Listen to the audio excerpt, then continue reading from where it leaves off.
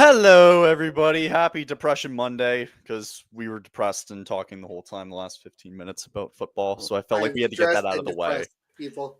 We had to get that out of the way before we got into hockey, because it's got to be hockey We talk have to today. talk It's about it. I know, but it's like I felt it important. Like, let's just talk about it before we jump on here, because we got Right, a lot to get into. Because there was so much dude. shit that happened between now and Thursday, believe it or not. Because the biggest bombshell dropped on Friday. I was lucky enough I joined Surgecast there on Friday to chat about it a bit. They were lighting it up, by the way, in terms of live. Like they Yeah, had like 600 people in there at one point. It was they were incredible. great. They Yeah. did great So stuff. shout out to them. They were awesome.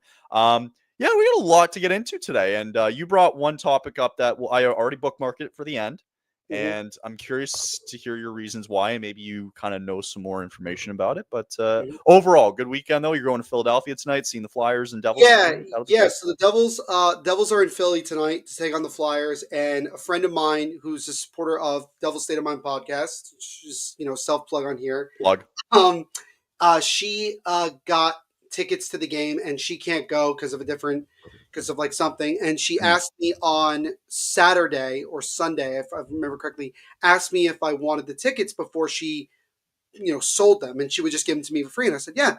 So I think they're in the 200 somewhere. I'm not even really sure where I'm sitting. It doesn't really matter. Yeah. Um, no, I'm just looking forward to going to a road game because it doesn't happen often. I don't know if I mentioned to you, but in a month from now, I'll be in Nashville when the Devils are there. In a week So from now, I'll be in Calgary. there you go. Yeah. Let's So go. maybe if we have time, maybe we'll do an episode where Kyle's in Yeah. Calgary and I'm in Nashville. Yeah, I'm so excited. Like, I So haven't even thought about it. I haven't even thought about packing yet. I'm gonna be a I'm mess, and like I, day before, I'm I'm gonna be giving like, myself the week before to figure that out because I I got should a be lot of doing other that, stuff. but I'm like, I don't even know what to do, right? But Because yeah, no, I'm excited for tonight's game. nice. Obviously, the Devils are without Nico Hischier. He's day to day after getting injured against Montreal on Saturday. Jack Hughes didn't practice, but he'll be in the lineup tonight. And Jake Allen continues to be the man of the The moment. guy. Jacob Markstrom, unfortunately, out for a month, and I want what's that? What's that jackass's name? Who's that The guy in the fucker's Bruins. name? Bizzo, Yeah, Brazo. Brazo, Justin I Brazo. want his Yeah, head yeah. on a, I want his head on a spike, Oh, like immediately, well, because if anything, he's just getting healthy before the playoff run. and That's the one way good to look news is at he it, doesn't have to play in the Four Nations face-off now. which is So that's great. one less guy. That's one less guy that the Devils have to worry about. But maybe Dougie Hamilton gets a shot with Team Canada now that Alex Petrangelo has Go ahead, take it. moved on. No, I don't want him to go. I don't. It's It's fine. amazing, and we'll get into it because I have something for that as well because we know Hmm. Petrangelo's out. So let's dive into it though. We got a lot to go over today, so I figure we'll dive right into it. Before we recap the weekend games, we had Minnesota and Winnipeg. Very quickly, I ended the show on Thursday talking about the Sabres game. Flames did win 5-2. At home against Buffalo. They were down 2-1. They scored 4 unanswered goals, a couple of empty netters. They were lucky to hang on at the end because they made some stupid penalties. But overall, just a quick synopsis. Dustin Wolf stood on his head again, gave the team a really good chance. I thought they were really good shorthanded against the Sabres. And yeah, I mean, Jonathan Huberdeau just continues to light it up. And the biggest thing that kind of transitioned into the weekend was that they brought Jacob Peltier up to play with Jonathan Huberdeau and Nazem Kadri, and that sparked everything for that game, and even a little bit into the weekend too, which is what we'll get into.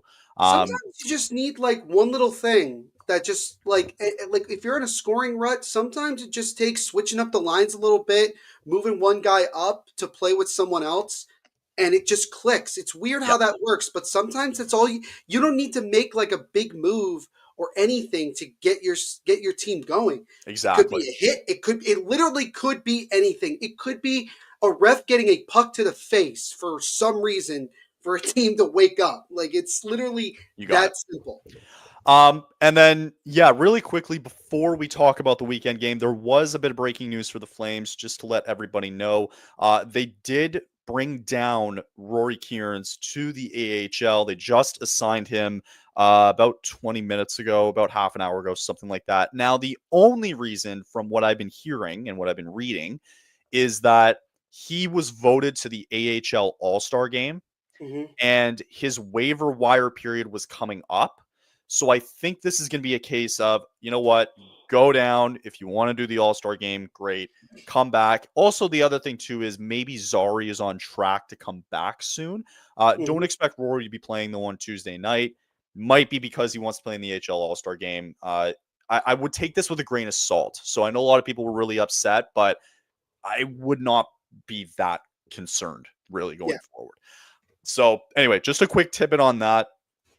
Nothing too concerning, but let's dive into Saturday's game first. Mhm. Calgary in Minnesota. It was a tough weekend for this team because you have to go into Minnesota, into Winnipeg, two of the top teams in the West, and they get one of them. And I'm glad they got the one in Minnesota I rather was than gonna. Winnipeg because we'll kind of explain into it as Kuzmenko Potts gets 3 points and the Flames held them off.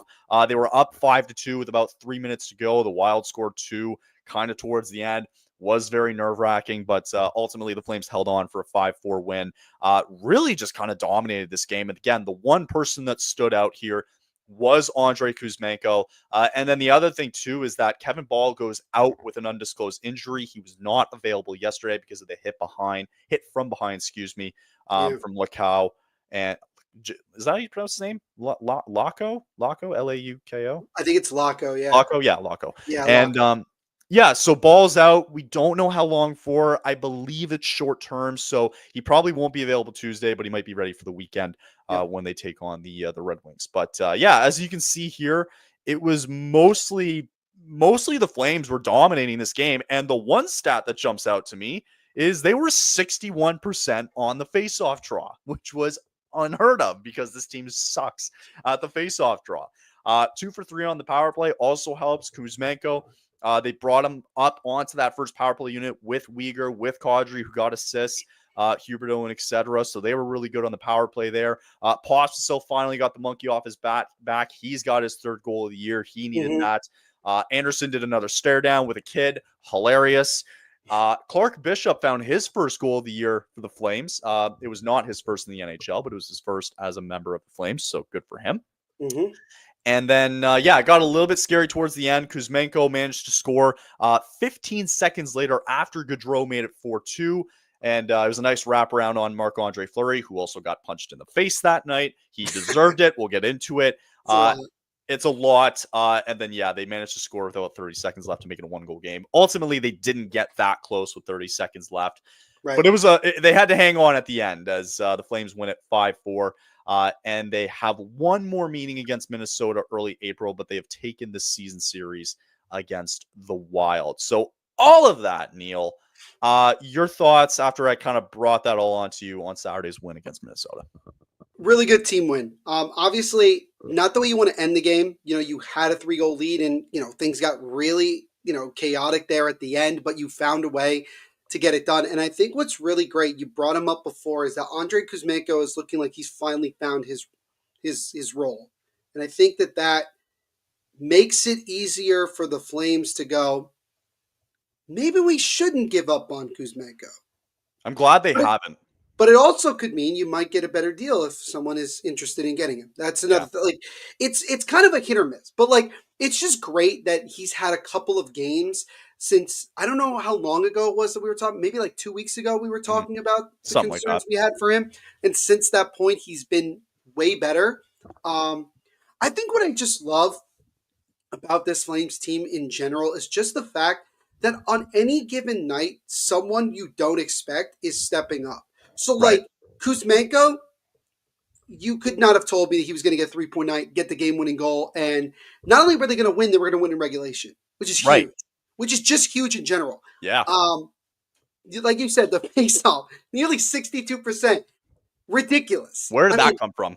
that came out of nowhere. That came out of left field. That's where that came from. And look, you're facing a Wild team that's been struggling of late. I mean, they got off to a really good start to the year, but since then they've kind of dipped. And Kyle, I don't know if you saw this, but I really wanted to bring this up because I Yes. read it in The Athletic this morning and it made me laugh. And I'm telling you that these are word for word. So John Hines, the head coach of the Wild, this is what he had to say after losing this game on Saturday. I'm not Oh, making this up. He I haven't said, heard this. he goes, Hines said you got to choose your hard. And right now, we're not choosing our hard the right way. And it's costing us games. So it's hard to win. It's hard to lose. At the end of the day, you choose your hard. And right now, we're not choosing the right hard. And then CJ Fogler said, What? CJ Fogler quoted this and said, I have gotten fined for laughing at this. What? I don't. What are That you is an talking all-time about, quote. dude? That is an all-time quote. I have never heard that in my life. I mean, Like, I get you can have brain farts. I have them all the time. that's God not a forbid. brain fart. That just makes no sense. Yeah, no, that's a brain fart. Sounds like he was getting a hard on while talking about hard. Yeah, like I don't get it. Like it was so funny to read this morning, and I said to myself, I have to share this because this is so damn funny. Because it was like the Flames' performance made John Hines give us one of the funniest quotes of the season. That's so funny. And I'm like, what does that mean? I don't know. When you say you're not choosing your right hard, what? Like, wait, so like there's a difference between losing hard and winning hard? I didn't even know that was a thing. So I guess in the grand scheme of things, the Flames are winning hard? Yeah, I guess. If you're trying to that's say how, that that's how they're it's been winning, all year, really. now if you're trying to say we're winning hard fought games, okay, I can get behind Well, that's that. what they've been doing, yeah. But there was no context after it's. Yeah. We're not choosing the right hard. What does that mean? Made zero sense. If I was in that press conference, I would have asked him to clarify that. Yeah, 100%. That doesn't make sense. Yeah. So that's the highlight of the game for me. Like, what an idiot. Win. Just absolutely destroyed all logic from John Hines. Did you see the Marc-Andre Fleury punch to the face? I did not, but I kind of want to look at it now. Go take a look at it. Tell me your thoughts on it. I'll tell you that he got involved. He had his glove basically all up in Anderson's face. We do have a minor trade to announce, by the way. Not Flames related. It's okay, shoot. I don't know if you want me to tell you now. Yeah, do it. Yeah, so the Blues received a conditional 5th round pick in 2026, and the Islanders got Scott Peronovich in the trade, defenseman. Oh, he is the defenseman. Oh, yeah, okay, yeah. So, what the hell are the Islanders doing? Well, they signed Tony DeAngelo. Yeah, no. They don't want to make the play. No, they've given up. No. There is no logic behind that. No. Except, well, maybe someone's out for the Islanders. I don't know, half the damn. Anyway, go look at the video. Yeah, I'm gonna go look at the video. Basically, what happens is there's a big scrum in front of the net. Fleury has his glove all over Anderson's face, and so he gave him. Yeah, so he punched in a mid-face scrum. Right, here we go. So he gave him a nice little punch, right? Like saying, "Hey, don't do that." And the Wild took offense to that. Fair enough. Like, don't touch our goalie. Whoa. But also, it's like if First you're of all, gonna get Anderson with the behind the back hook. Yes. Hilarious. Amazing. Yeah. All right, where's the like whoa? Oh, I know. Well, okay. It wasn't that much of a punch. It looked more like a shove. Yes. Like if I look at it again, it was a half punch, half. Fleury gets shoved. Yeah, half and half. Wait, who made the hit? Was it Peltier? Might have been Peltier. I don't remember. Look again. I'm looking again. Oh no! Oh, of course it was. It was Rasmus Anderson. Of course. Yeah. So anyway, the stupid thing is that Fleury has been known in the past to be this type of player, right? Sure. He gets involved. I don't care. I don't care if you're a goalie or a mascot. If you get involved, like, you might get one to the face. Like, that's just going to happen, right? But it's also not like, oh my God, we like broke his arm or anything, because Wild fans were freaking out about it, right? And it's like, dude, you going to get involved? Okay, you might get a ham sandwich here and there left or whatever. Yeah. It's like, you're getting involved. Yeah, I mean, I didn't get the frustration from Wild fans, because it's like he got involved into the skirmish. Like, what? You don't want all of a sudden, oh, sorry, he can like face rub our guy, but we can't touch him. Yeah, that's gonna go over. Yeah, apparently not. Really quickly, some more outside Flames news. Evgeny Malkin just got put on IR by the Penguins. Ooh, Interesting. Unfortunately, Sidney Crosby is not going to the Avs, which I I'm feel like. so pissed. I'm pissed. Like, no, who was it? Chris Johnson that said like, I "Oh, think he said, he's might like, there's there's like a no bigger move way. than that than the other one," and I'm like, And then Weeks, he's like, oh, I'm gonna put up a picture of Pittsburgh's, the city of Pittsburgh, and "No, I'm like, screw no." you, Weeksy. Sometimes, all right, Like, Kevin Weeks. Sometimes he's right. Like the yeah, Jacob Markstrom, like he was the first one to say like how long he was going to be out. yeah, Props to him. He got the Shesterkin contract, but there's other times where I think he just posts for the sake of of posting. like clicks. Oh yeah, for sure. That's all it was. So Yeah, anyway, so stupid. but no, really good win. Great win. I would say like that was just a funny all around night for the Flames, and clearly I think they were gassed by the time they played their next game. Oh yeah, I knew they weren't going to win Sunday night in Winnipeg. We'll get into that. Well, they already got a win in Winnipeg. So Well, like, the nice thing is that I thought, like, in terms of these last, just looking at these 3 games here, because they had a 5-day break, like they get 4 out of a possible 6 points. it's awesome. It's awesome. It's fantastic. They got a good win against Buffalo. I will take 2/3 of points every time. Yeah, which is why, like, I'm not really upset with what happened last night. It didn't surprise me. And we'll really get into it.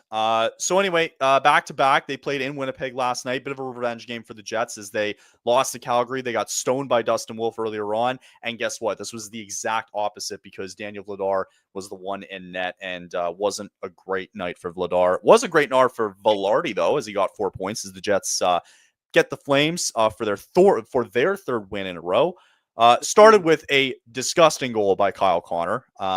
I don't know if you saw that one at all. One of the most underrated players in the game today. I don't think Kyle Connor gets enough credit for just his overall play. Now, I think he's on the U.S. Four Nations. I believe he is. roster. I think he's on Four So Nations. hopefully maybe in this tournament, maybe we'll see him in a bigger role and people be like, oh, wow, Kyle Connor's really good. Like, yeah, he dusted Miramanoff and then like just went on alone and went backhand on Vladar, which he maybe could have had, but I thought Miramanoff just looked sluggish out there. I don't want to take credit away from Kyle Connor's play, but like I think Vladar should have had that. He probably should have had it, to be honest with you. Guess what? You gave the Jets 2 power plays and they executed on both of them. Flames again, they scored on the power play as well again. So it is what it is. Face-off percentage wasn't that bad. Uyghur still kept the team in it somewhat.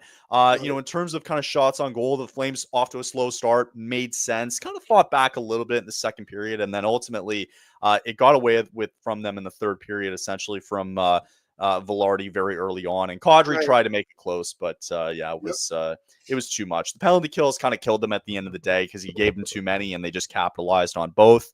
But the biggest story coming from this was that if you look at the total shots on goal, which I'll check here, Vladar lets in 5 goals on 27 shots. Because I don't think there was an empty netter. Let me double check real quick. No empty netter. No, that was just a straight up look. Vladar has been very solid of late. And like every goalie is going to be due a bad game. This was a tough one. That was a tough one because he was the only guy that was fresh going into this one because of obviously the second half of a back-to-back. Yeah. It's just not giving up 5 goals on less than 30 shots is not going to win you games at all. I still don't think there's an excuse though for him because you had like a whole week and a little bit off. Yeah. Right? Like you're fresh as hell. You should be ready to go. Like screw the excuses. The guys will still play in front of you. And for the most part, they were in this game halfway through the second period. Right. Mm-hmm. And I think what's been happening very slowly throughout the course of the year is Wolf's been going like this. And Vladar's going like this. Right. So that begs the question. Yep. The ultimate question. What would be that question, Neil? What's the question? Does Vladar get moved at said deadline? That's the big question. Does he? I think he does. Okay. No, I don't want to bring it up because it's it's unrealistic and kind of stupid at the same time. Do it. We're all stupid. I've made hot takes on this podcast before that I've gotten reamed for, so I guess I'll just keep going. I think that the Flames should consider, and I mean consider, calling Anaheim. For Gibson? Yes. Why? Because I believe, first of all, Dustin Wolf is the number one guy. That's just my thinking. Okay. But I think that Let me take a look having a at this. guy like Gibson as well, with a better defense than Anaheim, which, I mean, again, not saying a whole lot, Gibson. would be good for the time being. Yeah. But the contract is obviously the issue. That's the If he biggest was issue. if he was on an expiring deal, I think a lot more teams. I think John Gibson would have been gone by now if his deal was not what it is. It's a bad Because it's not contract. his play as much as it is his contract that makes it hard. I don't even I, blame him because he's just on a bad team. I think he ends up in Carolina. I'm gonna be I think fully so too. transparent. I think he ends up in Carolina because they need goaltending like no tomorrow. Yeah.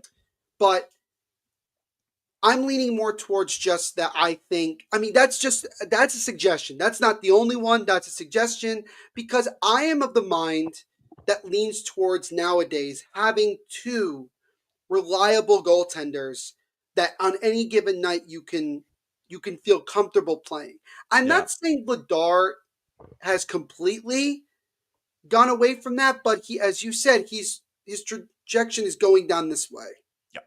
And that concerns me because as the Flames continue to stay in this hunt, because ladies and gentlemen, we are now into late January. The Flames are not going anywhere.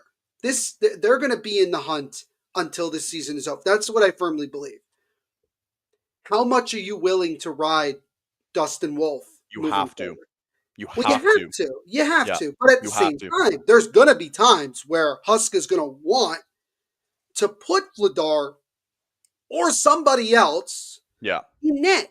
Now, I don't. I yeah, agree that Vladar wasn't put in the best maybe Gibson spot. wasn't the best example of like maybe getting someone else. He's gonna get a starting role somewhere else, right? But just in terms of Vladar, like, okay, fine. Like, didn't put him in the greatest spot yesterday. Team's tired. You got to play the Jets. They're probably gonna have a revenge game on him. Everybody's gonna make him look bad. I get it, right? Yeah. And it's not like Vladar has been awful this year. He had a good start to the year, right? I think going forward, like, he just needs to play 500 hockey. I don't even expect Yeah, him to be I agree. amazing. He doesn't need to be amazing. He just needs to be a suitable backup goaltender, right? I agree. That's who he needs to be, right? Because the only reason the Flames get in the playoffs this year is because of that kid, right? And there was also too, I think it was on TSN, or I can't remember what article it was. It might have been The Athletic as well. But they were talking about like, oh, Ryan Husk is the biggest reason why, or a big reason why the Flames are where they at. I agree. I think he has put this team in a great position. He is the ideal coach for this team because of the culture that they've created. Mm-hmm. But Dustin Wolf has played a very, very big part in that. Right? Oh, I mean, look at his record. The guy should be considered in the Calder race, and it's like he's getting sniffed. He might. Okay. If Dustin Wolf is playing for the New York Rangers right now, I guarantee you Dustin Wolf will be number one for the Calder. And it wouldn't even be a debate. He'd be in the top 3 for Vezina. Right. Right. And like, I would make an argument, and I'm just going to say this. I think, although he was never going to win it in the first place, I think Jacob Markstrom being out for a month at least, that hurts him. It hurts his chances of even finishing as a finalist, unless, Hellebuck and others just start imploding, which is unlikely. Who's to say that Dustin Wolf can't make a run at being just a finalist? I'm not saying he's going to compete for Hellebuck, but Hellebuck's going to win it. We know Hellebuck that. might win the heart the way he's been playing this year. It's a foregone conclusion that Hellebuck is going to get the Vezina. But like, who's to say that Dustin Wolf ain't one of the better consistent goaltenders we've seen in the league this year? If he's not Especially considered, if they make a run to the playoffs. Yeah, if he's not considered a Calder finalist, I'm going to be heated. I'm going to be so pissed. So you got what? You got Celebrini, obviously. Celebrini, who's going to probably win it. If we're being honest, Celebrini's probably going to win it. Michkov, and then they mentioned Lane Hudson. And then I go, okay, the Canadians have had good 17 games so far. Dustin Wolf's been good of all year. I am sick and tired of the Lane Hudson. Okay, he's had a really good year. I get it. But he's not Jesus. Right. Like I'm telling you, like I've heard so many Canadian fans being like, he is the greatest thing that has happened to the Habs in a long time, and I'm like, No. so Cole Caulfield means nothing to you people. So, so Also, I saw the end of that Devils Canadians game on Saturday. I oh, saw that. I was at a play. Okay, I did not watch any of the game. I had to go back and watch the highlights. So I'm in the play, not knowing what is happening, I but saw. hell of a game. But yeah, so back to Vladar though, like I think what ends up happening is I understand people wanting to get rid of him, right? This is something you can do in the off season. You don't need to Yeah, do it, ride right? him the rest of the Okay, year. great. You want to trade him for a 5th round pick? Great. Like you want to get Devin Cooley up, right? Because he's been doing good in the AHL. You think that just transforms into the NHL for some reason? Like Kyle knows how much I've loved Devin Cooley I since know you and I preseason. know and I understand that, but it's like I'd rather like if you're gonna do this, You right, could carry at the 3 goal deadline, teams. you could. You I don't could, but love I it. feel like that's gonna. I feel like the chemistry might get thrown off a bit if The you. only way this works is if I trade Vladar and the value that he's been getting at is a 5th, right? If Yeah. we trade him for a 5th, I expect another goaltender that we can maybe change it up for that same 5th round pick. And the I'm way not that I losing anything because of this. and the other thing to think about is this: like, this is yet another year where goaltending is kind of scarce in terms of what is available. Mm, And there are teams, not as many as there were last year, right. but there are teams that certainly would like to upgrade one way or the other. I keep mentioning Carolina because, and this is not me being like crapping as a Devils fan on the Hurricanes. I'm being honest. The Yeah. goaltending is still a question mark, in my opinion, if you're Carolina. So they're gonna. I think they're going to get a goaltender. It just depends on who. Now, if they get Vladar, is that much? Is that an upgrade over Freddie Anderson or No. Peter Kochetkov? No. No, in my opinion. No. Is getting John Gibson an upgrade? I would argue that it's possible that it is. We would find out. You'd find out very quickly. But I think the reality is that even if the Flames go out there and say Vladar is available, I have a very tough time believing that somebody's going to do something and get him. I could be wrong. I could totally be Yeah, wrong, I but I just don't see think it. it's a waste of time to do it. I don't think there's Just any ride with point what to. you have. Yeah, it's been going good all year. Just ride with it. Okay, Vladar hasn't looked that great recently. Doesn't mean he can't turn around. It doesn't mean like I think in a lot of people's eyes, it's like, oh, the Flames just aren't going to win with Vladar on the ice. It's like that's not going to be the case. Like he's going to still provide some value going forward. He might be able to take a game here and there, and that's fine because we've now figured out and we've now established that this kid and Dustin Wolf is the guy. We've said that for the last 2 weeks already, right? And it's not like that Vladar is going to be terrible for the rest of the year. Well, who knows? But Uh, the guy can win you a game here and there. I know, knock on wood. Just The guy can win you a game here and there. And that's just it, right? Like, okay, he's having a bad little stretch, but like what? You're going to get rid of him for a 5th round pick for nothing? And then who are you going to go after? That's if teams even want to trade their backup goaltenders. and here's okay. Let's think about this for a second. How many goals did Dustin Wolf give up on Saturday? 4.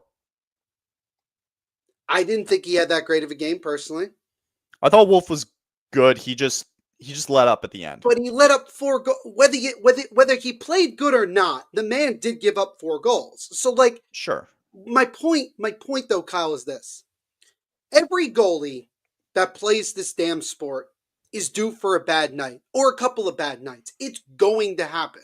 Yeah. And By the way, Vladar did the same thing months ago when they played the Wild. He let up 2 goals, which went to overtime, and the Flames ended up winning it. But still, he did the same thing, and he was actually doing well against the right, Wild early on this season. right, and you could make an argument that the Jets knew they obviously watched tape, and look, they wanted revenge because they got beat by Calgary not too long ago at home By Wolf. by Wolf. Now, would it have felt better for Winnipeg if Dustin Wolf was in and they put up 5 goals? Yeah, of course. But like it's all the same. So Sure. my whole thing is this. When you have a good thing going, now I'm not saying it's perfect between the combination of Dustin Wolf and Vladar. But when it's going well, which it has been at many times this year between both of them, Mhm. like you don't want to give that up, especially if you're fighting for a playoff spot. It's different if obviously you're towards the bottom of the NHL and you're selling assets to just gain draft capital. Yeah. It's different when you're in this position where you don't want to rock the boat too much. Now, if No. Vladar gets traded, is that going to completely rock the boat? No, It might but it it might might sting. it might sting because there's probably a lot of guys who like they've created this whole thing, right? Where it's like, okay, the guys who have dealt are gone. Everybody's gone. Everybody who wants to be here is here, Is here. right? So it would suck if like they turn around and just decide that they wanted to trade him, Right. right? And that's and I just Might can't see hurt the Mike chem. Conroy being that guy.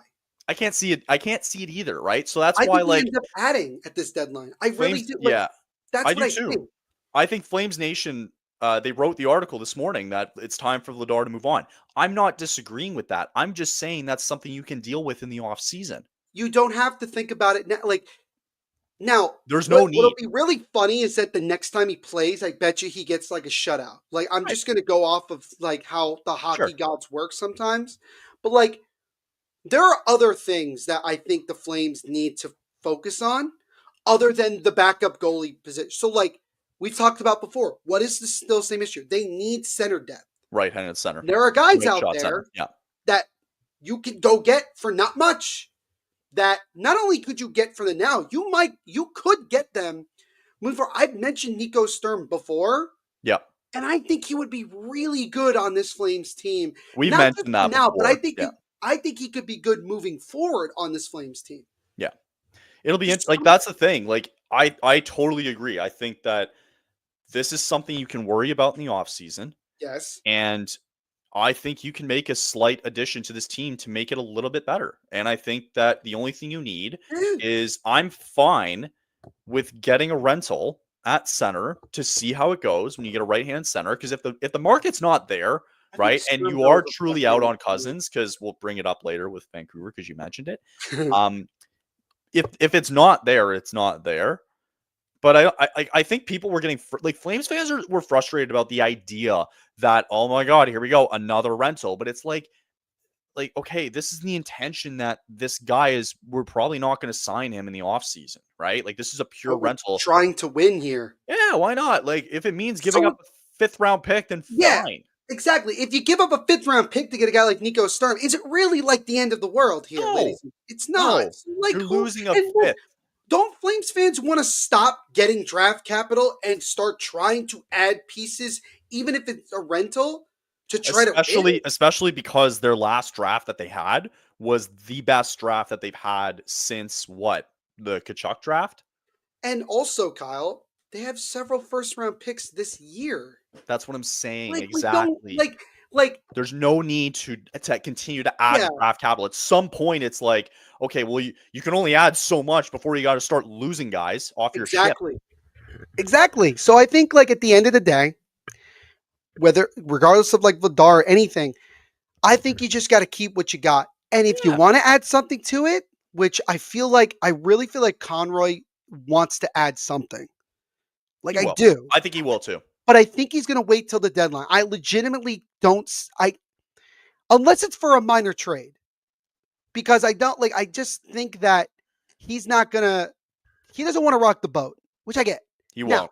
He there's won't rock another the team boat. that decided to completely rock their boat in the middle of a playoff run and might be a Stanley Cup run if all things go according to Yeah, plan. But we'll we'll talk get about in. that. We'll get into an But ad read, and then that's the first thing that we'll talk about because that's because it's been a couple days since we we talked. can't end this episode without We talking can't about it. ignore it. No, Yeah. Other than that, for Flames news, I think that's pretty much it. Until like we'll kind of get into maybe the first thing we'll get into after the ad read. We'll do just Tuesday. Look at Tuesday really quick. We yep. don't know any lineups yet, but just They expectations, predictions. I don't know if they're practicing or not. I don't think so. I don't think so right Probably not because now. they just played it back to back. I feel like that would be kind Even of if they overkill. are, like they're gonna do line swaps and all that fun stuff. So Or they'll end up doing a full morning skate tomorrow. yeah, or something like that. Yep. Tomorrow night they will take on the Washington Capitals. The Flames are home. 7 of their next 8 games Just are huge. in the Saddle Dome, which is Huge. massive. To give you perspective, real quick on those 7 games at home. They're at home for the rest of the week here tonight, Tuesday night. They will be at home to Washington, who ended up losing to Vancouver on Saturday, which kind of sucked. So you're at home to Washington. Go ahead. I was going to say, not from my perspective, it didn't completely suck. I know. It just sucked. At home, there's always a good and a bad when it comes to that. Always. So you're at home to the Capitals, at home to the Ducks, at home to the Red Wings this Saturday. A little bit of a revenge game there. In Seattle, not far for them. So they'll go to Seattle. They get the Leafs at home. They get the Avalanche at home. They get the Kraken at home. And then I will be at the game against the San Jose Sharks. So that's how it looks. Should we do the thing that we did the last time where we predict what the record's going to be in the next? No. Because I don't want to do that again. I don't want to be like, I think they'll get 5 out of a possible 6 points and then they get 1. We're wrong every friggin' time. I don't want to do it. There's no ifs, ands, or buts around it. Nope. Okay, let's get into a bit of an ad read, and then we'll quickly do some predictions. We'll do predictions for tomorrow night. There's not much to really get into. And then, we got still more news to discuss on the other side. Have you played Pick 6 from DraftKings yet? No. What are you waiting for then? You better get on it. The playoffs are here in the NFL, and the NHL regular season continues to roll on as time is running out. And the official daily fantasy sports partner of the NFL and the NHL is DraftKings Pick 6. Pick 6 does fantasy sports like no one else, and so play for better payouts on Pick 6. Super easy to get started. Select 2 or more players. Choose if they'll have more or less of a stat, like touchdowns, yardage, sacks, shots on goal, saves, and more. Pick 6 is available in most states, including Missouri, California, Texas, Georgia, and more. And DraftKings is making it even sweeter for first-time users. New Pick 6 customers play $5 and get $50 in Pick 6 credits. Win more cash on Pick 6. Download the DraftKings Pick 6 app now and use code THPN. That's code THPN for new customers to play $5 and get $50 in Pick 6 credits. Only on DraftKings Pick 6. The crown is yours. All right, on the other side here. So real quick, we have a matchup tomorrow night. Do you have news? Just again, very non-big news. Sabres just put Abe Kubel on waivers with the intention of sending him down to the Rochester Americans. However, I get the sense that he'll probably get picked up. Yeah. By Colorado. Yeah, maybe he will. Again. Or Philadelphia. I said the Devils because they knew because the center depth. That's okay. You already have Curtis McDermott. Shut up. He was first. Not even joking. He was first line center today because Nico was not practicing. No, that's amazing. Well, again, it was a filler. All right, it was a filler. Like it's not. This isn't real. Nothing. And also news from the Devils. Nico Hischier was sent back to New Jersey to be further evaluated for his injury. I am leaning to believe that it's probably a concussion, but I am not sure. And so I am telling you that I cannot wait for this 2-week Four Nations break because there's so many teams that are literally broken that need 2 weeks off. That need to be fixed. Yeah, I don't have much. Flames are okay. Thank God. But who knew, right? Also, shout out to Dewey for first game in San Jose. Dewar gets a goal in his first game as a Shark. Friggin' Dewar, honestly. It's ridiculous. Congrats to Dewar, though. I mean, he was just one of those guys that I kind of mentioned it on the pod last week where he got dropped and then he got claimed by San Jose. He wasn't going to be much better than I think where he's at, right? And I'm not saying, I hope for the best. But he's in a bigger role in San Jose than he was ever going to be in Calgary, to be fair. And he was never going to be... And you know what? If he wants to be that in San Jose and San Jose sees it that way, fine. But you probably should have picked up Peltier earlier on in the season when he was on waivers. Just saying. So, real quick, tomorrow night, again, nice homestand coming up here for the Flames. 7 of their next 8 at home in the Saddle Dome. They start tomorrow night against the Washington Capitals. Capitals looking to rebound after Saturday's loss against Vancouver. No idea who's starting yet. I imagine that Wolf probably gets the nod for this one. You probably see Washington a little bit more on your end, Eastern Conference wise. So anything to kind of divulge a little bit about the Capitals. Also, Andrew Mangiapane's return to the Calgary Flames tomorrow night.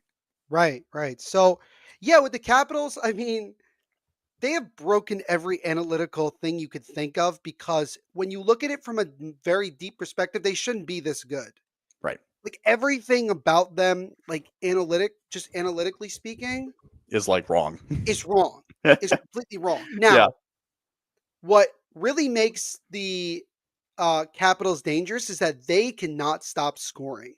They score at a ridiculous rate, and it's not Ovechkin, since coming back from his injury, is lighting it up. It's everybody. And the guy that concerns me the most is Pierre-Luc Dubois, if I'm being honest, because Fuck he that has guy. played so well. He finally found a home, ladies and gentlemen, and Oh, he it made took him long enough. Good for him. also, who's having an underrated season. Connor McMichael is well on his way to getting 30 goals. Good for He's him. insane. Yep. And and the combination of Charlie Lilligren, excuse me, Lindgren, What? sorry. Yep. What? Sorry. It's one of the two. Okay. And Logan Thompson. By the way, they're the only team in the NHL that has two right-gloved goaltenders. Fun fact. They're both right-glove, Right. which should be an interesting That'll be good. thing for. I think this is the first time that probably the Flames have faced somebody with a right glove. Anyway, yeah, no, this is a really, really tough team to play against. But the biggest thing I will say from watching them play the Devils, because they split the season series between the Devils and And I think Capitals. Logan Thompson's getting the start in Calgary Logan tomorrow night. Thompson's getting the start correct. Yeah. Yeah. Okay. Okay. Yes. Oh, by the way, unbelievable save that he made in their last game, coming back from being. Was it him or was it Lindgren? I think it was Lindgren. No, I think no, it was Thompson. It was Thompson. I don't know. They're both right gloved, man. I don't know. I'm They're gonna both look the and see. same guy. I think it was Lindgren. All I'm right, gonna if look. it was Lindgren, I don't know. I wasn't Continue your thought. Yes. Yeah, no, but like the thing that you have to do more than anything, It was Lindgren. it was Lindgren. All right, whatever. All right, great. A broken Sue clock me. is right twice a day. Sue me. Yeah, right. But the thing about the Capitals is that you have to grind them out because if you give them too much space, they will capitalize. No pun intended. Right. They will take advantage of it because they can score very quickly, and they're not a fast team. Mhm. They'll just grind you out. So Right. the Flames got to take the Capitals game and shove it back in their face, which the Flames have done a really good job of grinding out these type of games. So They like have. I expect them to play a good game against the Capitals. I think we're in for a good one between those two teams, I think so and too. I think Dustin Wolf should absolutely get the start. I think Dustin Wolf should get the start It's in been every game against the confirmed. top team moving forward. Yeah, it's been confirmed on the score that Logan Thompson will start for the Capitals tomorrow, and it will be Yeah. Dustin Wolf tomorrow night. And the thing about Logan Thompson, remember, he's a tall dude. He's pretty. I think he's 6'5", 6'6". I think He's so. tall. He's a tall guy. Yeah. Get bodies in front of him. Like it's got to be at least two guys. I don't care. I don't care who it is. And they normally Yeah. do that anyway. They Yeah, no, normally they do normally, that. which Yep. is great. But I'm saying they gotta make it tough because if you give him too much, he's too athletic of a goaltender at his Yes. height to make he'll make those saves that they'll need, like those big time unreal saves. Yeah. Same thing with Lindgren, to be fair. But like at the end of the day, this is a really good start. I think this is a really good opponent to play against to start this stretch because Homestand. if you can get a win, even if it goes to overtime, who cares? Because it's different conferences, literally has no effect on anything. Yeah. But if you can find a way to get a win against one of the better teams and certainly the best team in the Eastern Conference, I think that is a huge emotional boost Yeah. moving forward. You got to get off to a good start. Yeah. And the thing about it, again, it's not a back-to-back, but this is your third game in 4 nights. You got to come out with better energy than you did against Winnipeg. They 'Cause got a it's very rest. They got similar. home late Sunday night, and they Okay. just said Monday now was you like have kind of a time. rest day. Right. Yeah, you're not practicing today. You're getting a rest. You're going to come back tomorrow. And you realize that, hey, we've played really well at home for the most part this year. This is a golden opportunity. This stretch could very well determine whether the Flames are truly going to make the playoffs or not. Yeah. You got it. So You got it. that's what I want to see. But with the Capitals, man, sometimes you could do so much and it's still not enough. I mean, it's just for they're sure. just playing at an unreal level right now, and they're one of the favorites to win the cup the way they're playing. Yeah, But it's a great test if you're Calgary. And it the is. great thing about the Flames this year, they do really well when they have these big tests. And I'm excited to see what they can do tomorrow night. And they've got and they've had big confidence already, beating the Jets recently, beating Minnesota on Saturday, two really good teams. They've beaten the Rangers, who aren't really a great team. Beat the Devils earlier on Been this year. a lot Sorry, better. Neil. They've beaten the Devils earlier this year. They still have a lot of good opponents to still come up and face, within their own division in that. But yeah, it's going to be a good test tomorrow night. And I think the biggest thing for me tomorrow is it's going to be a bottom six matchup. I think the Capitals are deeper. And I think they might expose Calgary in the bottom six. And I think all four lines have to go tomorrow. And if they don't, they played three lines in the third period against Buffalo on Thursday, which worked. If that's the case again tomorrow night, I don't think this team pulls out the win. It's a really deep team in Washington. And you know what makes it worse? Look at the talent they have in their farm system. It's crazy. Jesus. It's good. Whoever, I I think don't they're know going to be who good. the GM is anymore in Washington. It's not George McPhee, I'll tell you that. But like, holy smokes, man. It's good. And you know You got to what? be happy with it. Got to shout out the Grit and Barrett podcast here on the network covering the Hershey Bears, because that freaking franchise, there's something, maybe it's in the chocolate in It might Hershey. be. It might be. It Because might they're be. so damn good and have so much talent that comes through the ranks. It's crazy. And they just did the teddy bear toss too. Yeah, it was cool. Best teddy. There's a lot of teddy bear toss out there. They have the That's best easily the best by one far. all time. By far. Let's get into other news too. Also, I was going to bring up earlier. We were talking about Flames prospects earlier. Two defensemen in the OHL this year, leading in points, is Henry Muse and Zane Parekh, both Flames prospects. So just a little shout out to them. You think they know each other pretty well? Probably. There was probably some introductions in camp. There was Yeah, introductions. they both were in prospect camp, I think, correct? Yeah. They were both at camp. Muse is up in Sudbury, which I'm gonna go. I'm gonna go watch them this week. I was gonna watch them play the London Knights on Friday. I couldn't get to it. You gotta give us some So excited, man. Live reporting there. I will. I'm excited. I want to go just to watch him. Do you care who wins the game, or are you just focusing on just watching Muse play? I don't care. Because I'm a Guelph Storm guy, heart and heart for the OHL, and so like Sudbury Wolves. I still haven't picked the team. I'm trying to figure it out as I go along here. Figure it out. Take a look. You got some American teams to look at. There might be more because the USHL might be merging. I heard about that. Yeah, that'll be interesting. So that'll be interesting. But no, I just go to watch the players, and I'm so excited to watch Muse. It'll be so good. Anyway, yeah. So let's get to more news. The biggest one obviously was Friday, where out of the blue we were sitting having a good Friday night, like and was it like 9:30 at night?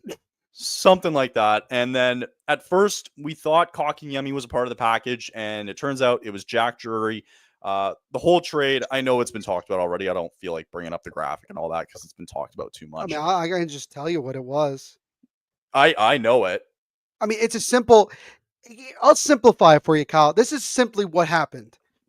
The Carolina Hurricanes got Mikko Rantanen for Martin Necas. That's literally what it was. Like, I know they got Taylor Hall as well. I know. But they got Taylor Hall for nothing. So the Hurricanes, all in one deal, acquired Rantanen, Taylor Hall. The Hurricanes sent out Martin Necas and Jack Drury and a second-round pick and a fourth-round pick to the Colorado Avalanche. Chicago retained 50% of Rantanen's cap, and they also got a third-round pick.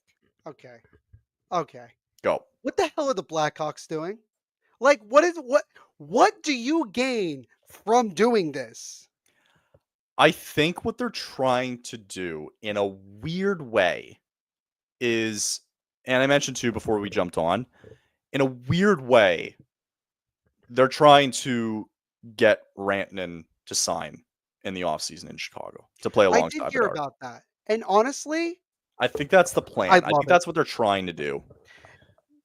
It's really interesting because I think it was Elliot Friedman that said that apparently the value continued to go down for Taylor Hall. Like, it went from being he could fetch a second or third round pick to like it was getting worse. Yeah, I think so. And I think it was, I don't know if it was because of the production or if it was just that as the weeks go on and nothing has happened, like it's different. But like, I think what was just really impressive was the fact that we finally finally got a blockbuster deal that went down and happened. Because we've talked about things like this forever. How many times have we talked about, or how many times have you talked about the packages that could go for JT Miller or Elias Pettersson, who we'll get into in just a minute? And they're not going to happen. But Eric Tulsky comes out of left field and says, you want chaos? I'll give you that. And I'll get Mikko Rantanen and Taylor Hall, which I know Rantanen's the big piece, but getting Taylor Hall for depth scoring is very good. So, yeah. And believe me, I don't think the Hurricanes are done, but I will say this. I think giving up Jack Drury is going to be a mistake. From talking to Carolina people, from talking to them, he was a very, very valuable member of the locker room and just his play overall. He was also surprised, too, that he was getting dealt. Oh, yeah, because it comes out of left field. Rantanen was also surprised. Nathan McKinnon was like, what? Yeah. No, my favorite. Wait a minute. Somebody on Instagram. I swear to God, he was on the. Oh, you know what? It was. I think it might have been Cale Makar.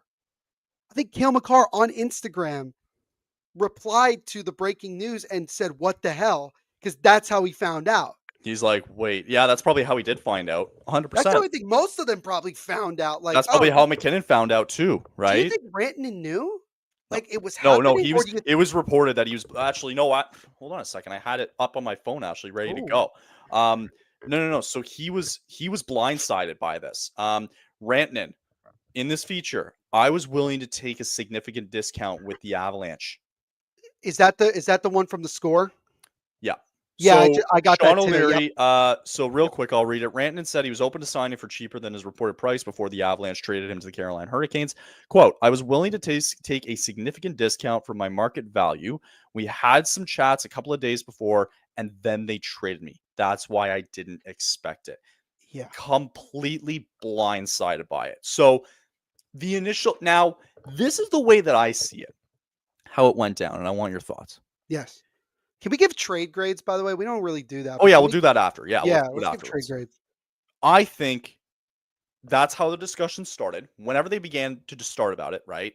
Mm-hmm. Brandon goes, I'm looking at $14 million. And the Avalanche went, no, you're not going to get paid more than McKinnon, right? And I think in the Avalanche's eyes, right, mm-hmm. they would rather trade him at the value that he's at now, mm-hmm. right? Mm-hmm. Even taking the discount, right? He mentions a discount, right? How much of a discount are we really talking about here? I'm thinking, if I'm being very honest with you, I'm thinking like $2 million. That's what I was thinking. I think Rantanen said he was willing to go as little as $12 million. Rantanen said that, but the guys were going, no, we signed McKinnon, who, I'm sorry, and I think they're going to be flat out blunt, he's the guy for the face of our franchise. Yeah. He's the guy. He signed 11 and a half. And to be frank, he is only Rantanen in, I don't think he's been that great this year either, actually, in points. I'd have to look. Here. I'll pull it up on my end too. But with him, so this season, here you go. 50 games, he's got 64 points. Okay, he's had a great year. 25 goals, 39 assists. He's had a really good year. Okay, yeah. He's had a great year. So now, if he had 34 points, that would be a different discussion. But even with that, right? McKinnon's also a contract year for him, to be fair. Yeah, it's a contract year for him, and good for him. He's been having a really, really good season. McKinnon's got more points. He's got 77 points. He's got more points than Rantanen, right? So it's still at that point where the guys are going, well, no, like you're not going to get paid more than McKinnon. I don't care, right? Because at some point, we see Draisaitl's contract set the tone, right? At $14 million. McDavid's will then reset the tone again, right? At some point, teams are going to be like, we can't keep doing this because the cap can only be raised so much, right? And there's other areas that you have to treat. And if guys want to get their bag, then good, go get your bag. But if I'm trying to win hockey games and you're making it more difficult to do that, then I'm going to acquire more assets if you want all that money and you're getting paid more than our star player. Yeah, and I think that the other issue is this. I think we're heading towards, I hate to say it, but I think we're heading towards another lockout, Kyle. I think with Wouldn't the surprise way me. this is going down nowadays, Yeah. it's going to be an issue. Yeah. And I think this offseason is going to really, really rock some people. Because McDavid can sign his extension this offseason, I think. He can, and it's more of just the fact that more teams are going to have more cap flexibility to do things. Now, I'm going to be very honest. I don't see Rantanen signing long-term in Carolina. Now, not because I don't think he would want to. There's I time. don't. There's time. There is time. There is time. Now, if it's true that Rantanen would have taken less to stay in Colorado, I think that there's a way that he stays long term with a lesser amount of money per AAV in Carolina. Now, it's going to depend on a couple of things. One, how he feels in the next couple of months playing there. Two, how far does the team go? Does he feel like that this is like, does he care about winning or does he care about his money? Mm-hmm. He's won a cup. So in terms of winning, he's already done it. But I don't know. This Eastern trade Conference, could really backfire to Carolina. It could backfire, yes, 100%. Like, I don't think they could re-sign Taylor Hall. But if they don't, I don't look at it as the end of the world. It's Rantanen that's the issue, because if you walk, I'm just going to be frank, if you walk out of this, however the season ends, without securing Rantanen, especially if you don't win the cup, did it really work? Was it really a move? I think they're thinking short term. They're going all in. This is an all in move. I don't know if you ever listened to the Empty Netters podcast. Vaguely, I don't know if you ever listened to it. One of them brought up a really good point. This might be literally the best chance that Carolina has. This is it. This is it. Yeah. Washington, I don't know when their window's closing anymore. I've given up on that. I'm going to sound biased, but the Devil's door has just opened. They're hanging around. And they're there. Yep. The Leafs are still hanging around. Whatever they decide to do. The Panthers are still hanging around. There's teams.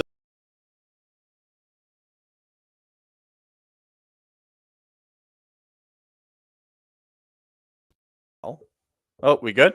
No, I think we're good now. Sorry about that. Go ahead. I don't know what happened. There's just, like you said, there's some up and coming teams in the league that are coming, and we talked about it. People talked about it last year, Kyle. Like, how many guys were going to end up not re-signing in Carolina? Because I remember they wanted to try to keep Jake Gensel around. Mm-hmm. That didn't happen. And Jake Gensel was going for a lot less than what Mika Rantanen's asking for right now. Right. So I think it's cup or bust if you're Carolina personally, with the risk that you're taking. That's the way I look at it. This Eastern Conference race, it's fun. It's going to get real interesting. Kind of fun. Because you said it, right? Like, because I know you're Devils bias, if you want to put it that way. Gee, what gave it away? I know, right? I want that to be a first round matchup so badly. It will be. It's guaranteed, because I just don't see a world where the Capitals lose that division. Nosedive. Yeah. It'll be interesting to see if they do. Maybe if the Flames beat him, maybe that'll be the beginning of the It makes it interesting. So, not to sound bad, but if the Flames see that the Devils get matched up with the Hurricanes in the first round, we got your first round pick. It's true. Oh yeah, like 100%. Look, Montreal is hoping that Jake Allen plays at least 30 games, so that's third round pick becomes a second round pick. Yeah, if it ended today, the Flames would finish 19th, and I think they had Florida 23 and Devils 24 or something like that. But the thing is that I said it before, Pete.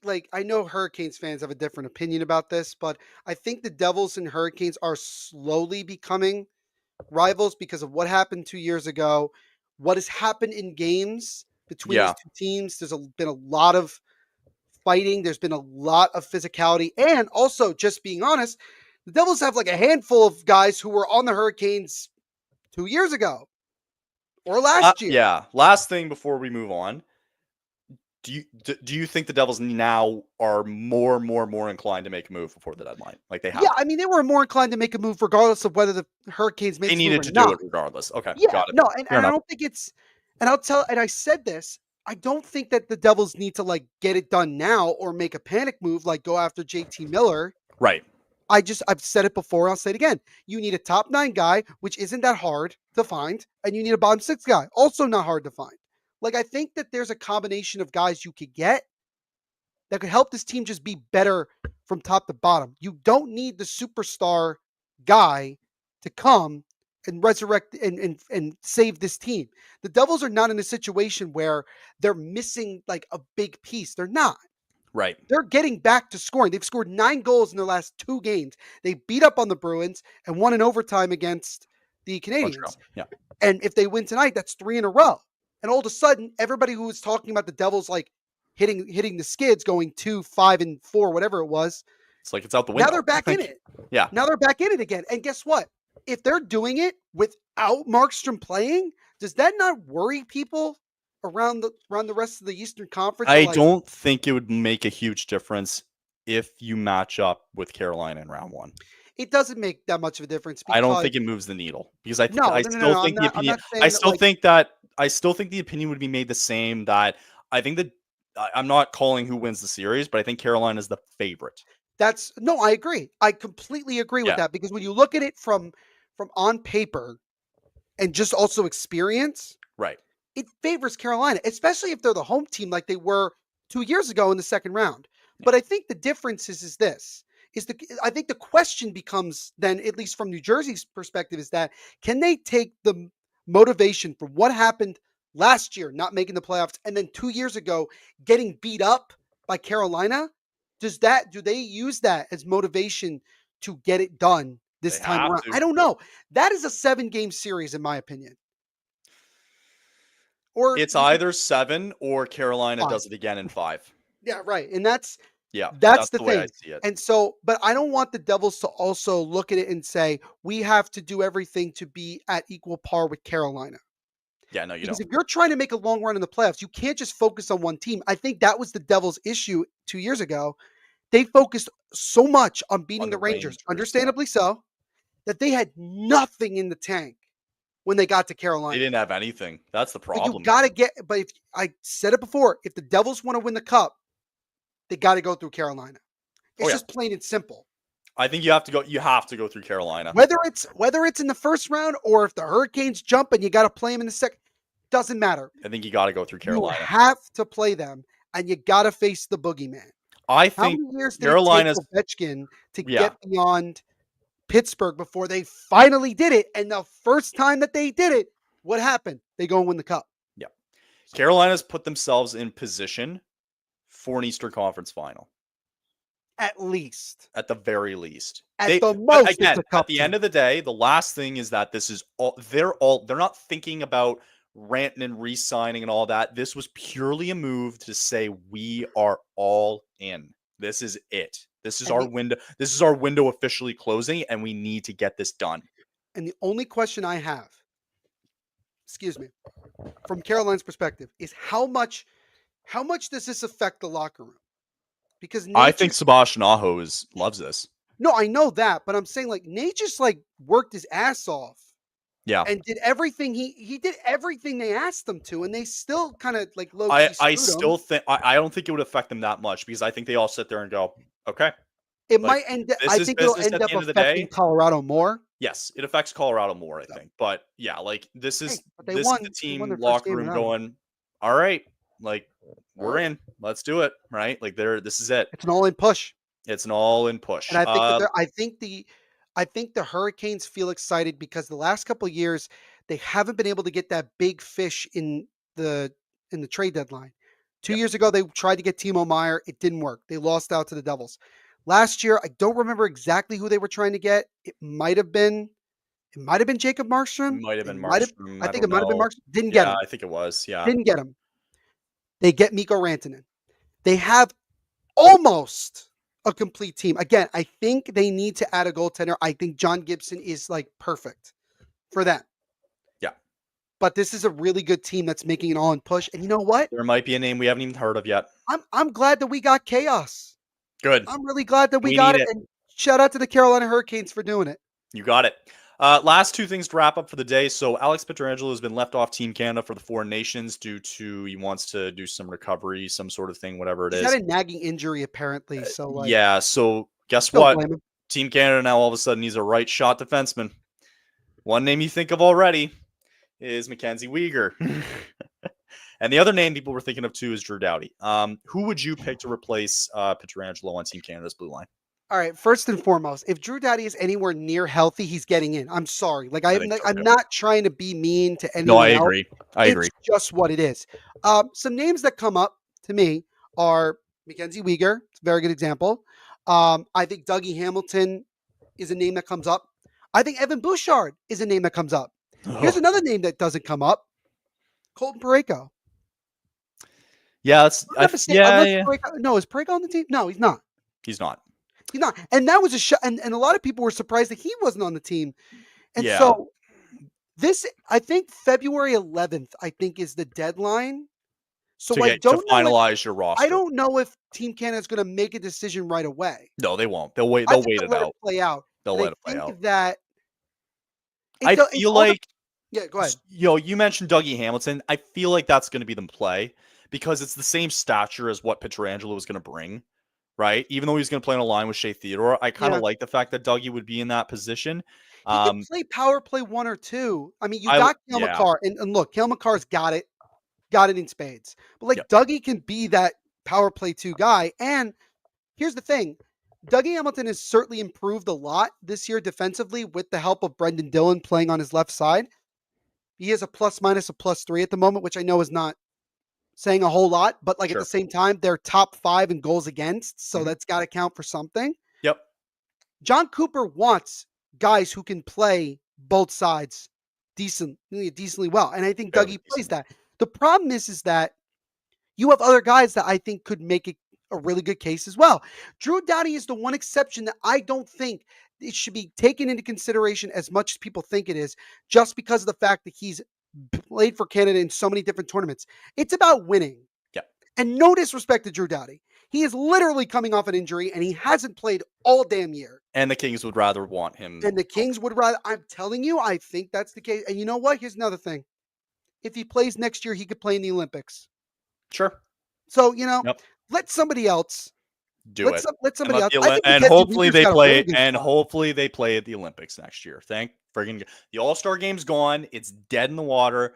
Start bringing back. I'm actually glad that it's dead in the water. Thank God it's gone.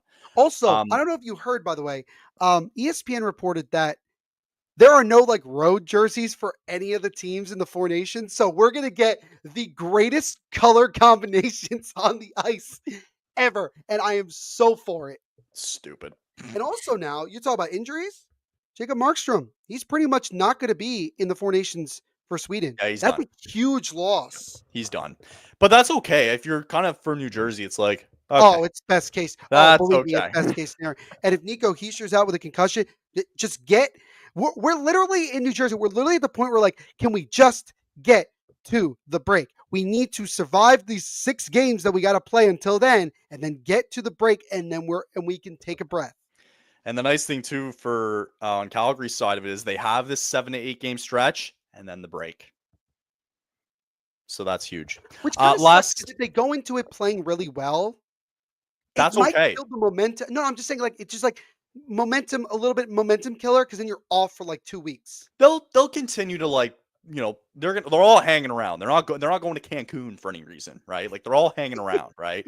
The only guy going to the Four Nations is Rasmus Andersson. That's it for now, right? So again, Weegar, we don't know. Oh no, Anderson has an injury. Oh no, the horror. He has to stay back. Oh, okay. Do not be surprised in these last 2 weeks, the amount of people that just somehow are hurt, get injured. Oh no. Mark Stone is on IR. Matthews again. is gone. Oh no. Funny enough, with Jack Hughes, he has been dealing with an injury. He got sliced in the finger against Boston. Right. And he hasn't been practicing. He's been playing, but he just hasn't practicing. I'm just saying. I'm just saying. Last thing to which cover. would suck for a lot I of know. people, but like I'm just saying. Anyway, last thing, you wanted to bring up Dylan Cousins to Vancouver. Yeah. Because there was an article, because there was news surrounding it. There's been talks on news outlets the last 2 or 3 days, really, that the Buffalo Sabres have probably the best group of assets that you can make a package for Elias Pettersson, because it sounds like to me that the Canucks are getting unhappy with the deals that they have been offered for JT Miller. So I now they're don't, pivoting. yeah. So they might be pivoting to say, well, we might get a better deal to trade Elias Pettersson. I will tell you this first and foremost. I think getting rid of Elias Pettersson is the worst of the two options. I agree. If you're Vancouver, because if I you agree. do that, I'm very sorry. A fire sale is coming. I'm very sorry, because it ain't gonna. How can you recover from that? It's true. And so I say Buffalo, because Buffalo's got Dylan Cousins, who has been kind of sprinkled into Sprinkled rumors. everywhere. We talked about Dylan Cousins maybe to Calgary. I'm telling you right I now, think it's still on the table, it but it's is. definitely not pressing anymore. No. And I think the other thing is that if Calgary gets into a situation where like they could get him for less than what the market value is, I think you do it. Sure. Personally. Yeah, I do too. But I think that you look at Buffalo, I don't think they're making the playoffs. I have a tough time seeing that. I don't know, man. Like if this Uh, drama, if all this drama just quiets down, they can easily pull some wins together. but That's the they've only been thing that scares losing. me. That's the problem. Well, outside of Saturday, they played well. Outside of Saturday. But like of late, it's still an issue. Still an issue, yes. It's still an issue. Yeah. But I Defensively and goaltending, it's a train wreck. Go ahead. 100%. Thatcher Demko has regressed like there's no tomorrow. He's also been hurt, to be fair. But with Buffalo, they have been waiting for a big move because they haven't been able to do it since they traded Jack Eichel. That's right. And I want to get back really quickly, because I was just thinking, speaking of Jack Eichel, I want to get really quickly back to the rate and trade one more time after this, just because I want to bring up something I saw that I thought was fascinating. But with the Sabres, I think you have the prime assets to do it. Yep. You have a top player, a young player that like Vancouver could build, not around, but be a part of that rebuild in Dylan Cousins. You have multiple draft picks, multiple high draft picks. I think you can do it. Now, I think Vancouver would relish in getting rid of Pettersson and getting a package that included Dylan Cousins, etc. That's a win. That's a win for Vancouver. I think it could be a win-win, because I think Pettersson regresses so much in Buffalo. Well, it's been hard to say that anybody has been able to play to a high level while being maybe Jack Eichel's the exception to that. I mean, Jack Eichel was very good until he but it would suck for Pettersson to get dealt for sure. And I don't know. I forgot if he has an right the bottom of the East. Yeah, I know. But I mean, I would also look at it like, I mean, you're not making the playoffs anyway. I mean, granted, Vancouver's still very much in it, but like they are in this though. They're it's not like I don't want to say this like year there's so much parity when it comes to mid hockey. Everybody, nobody wants to like. Nobody wants it. I think St. Louis, to me, is too far gone. I think it's a 2-horse race at this point. I think it's I think because we have 3 games in hand on St. Louis. Going into Tuesday night, because the Blues will play tonight against Vancouver. We'll have 3 games on St. Louis. Oh, we have breaking news. Trade? Capitals reportedly have extended Logan Thompson to a 6-year deal worth $5.85 million. Initial thoughts. Wow. 5 years. Almost $6 million. Sorry, 6-year. My mistake. 6-year extension at $5.85 million. Right, because I think he had another year after this. Yeah. Damn. I don't hate it. Why not? I don't hate it. Because I'll tell you what, a lot of people thought Logan Thompson was going to be the long-term solution in net for Vegas. You know what? Until he wasn't. And you know what? That's less than $6 million per year. I'll freaking take it.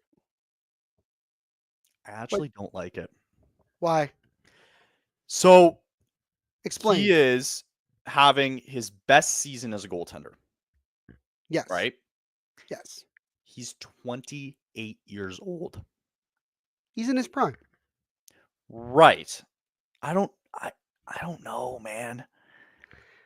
Look. If he could be one of those guys though that just 2 years from now he could fall off a cliff. Or next year. He might be awful. I Yeah. think that's a risk for that long term. The money is fine. You might But have to hang on to it if he's bad, right? right. And the other thing to keep in mind is Mm. that the way he's been playing, if he got to the free agent market. Example, look at Matt Murray. Matt Murray to me is a great example. Oh, Okay. Leafs legend. Right. 28. He was like, whatever. He had the prime of his career. He won a cup and all that. I think Logan Thompson's best hockey might be for the next year, but I think it's mostly behind him. So maybe if you look at it, like if they go and win the cup, it was worth it at the end of the day. Sure. But then again, the extension doesn't kick in yet.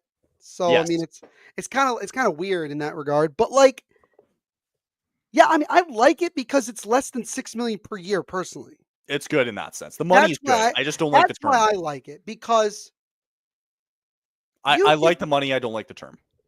That's fair. I'll give you that.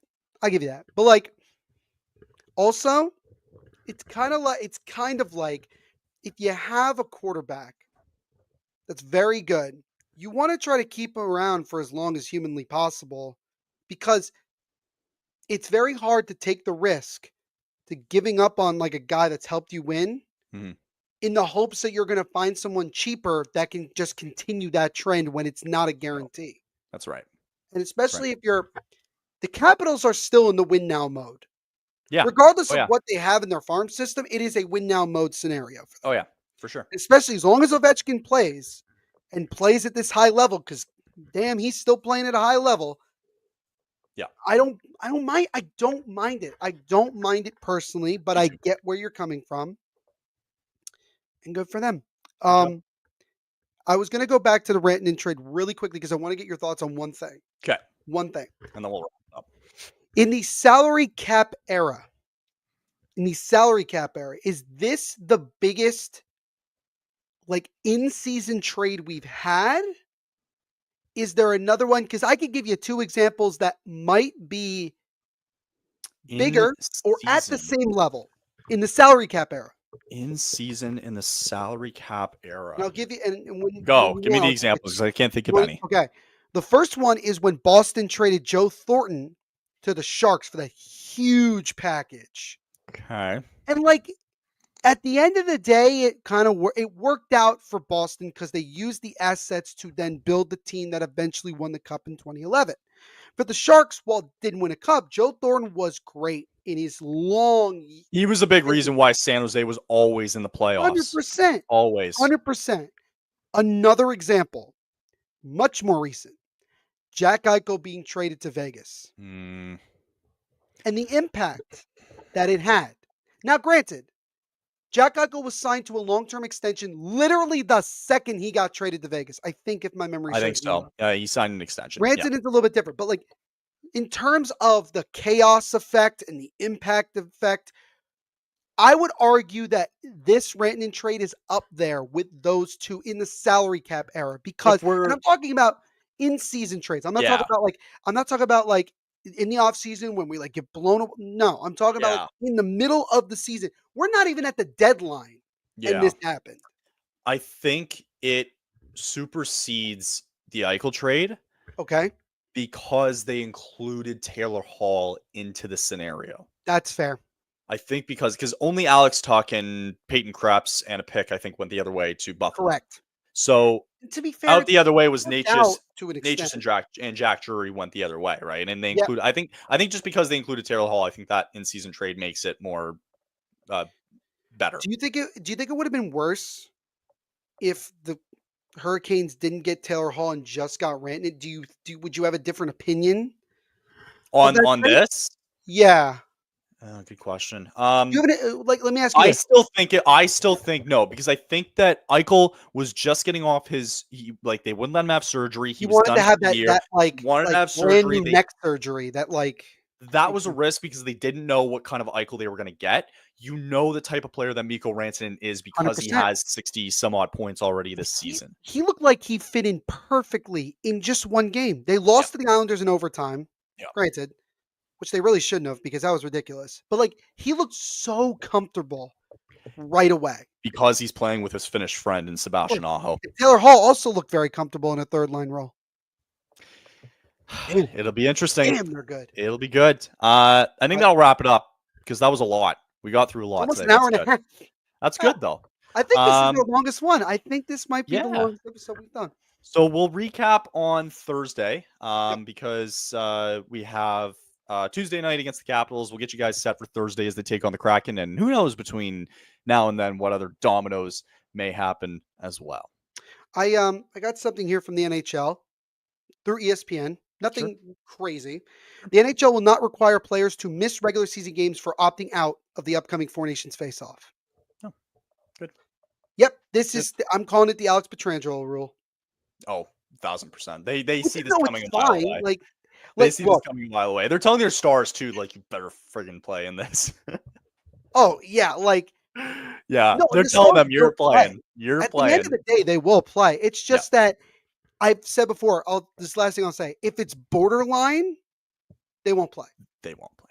No. If Jack Hughes is still bothered by his hand by the time we get there, I don't know if he's going to be fully At the end of the day, it's up. I mean, it's still up to the Devils, right?